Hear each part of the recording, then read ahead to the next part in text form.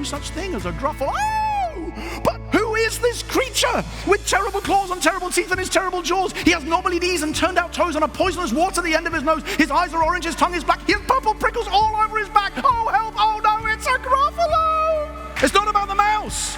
It's not about you either, by the way. It's not about Moses. It's not about me. There are creatures there that are bigger and scarier than you. But there is one behind you who is far greater. And the question at that point is not, who am I that I should take on the owl? The question is like, but I will be with you.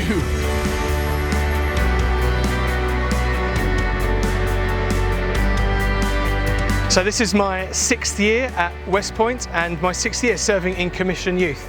The thing that brings me back to Westpoint every year is the young people, seeing them encounter God, stepping out in the things God has given them and being sent home ready to serve their churches and the towns in which they live.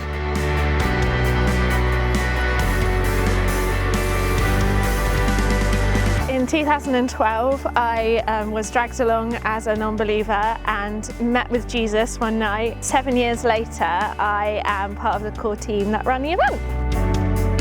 7 years ago when I started being involved in the children's work, it's just such a wonderful time seeing the excitement on these kids' faces as they entered the marquee we had at that time. The great thing for me has been seeing those kids, that first year that I started being part of it, seeing them in the youth tent worshipping and having that genuine faith of their own that they've developed over these years. The highlight has to be camping with our church family and also some of the fabulous teachings that we've been receiving over all these years. What brings me back is spending quality time with friends.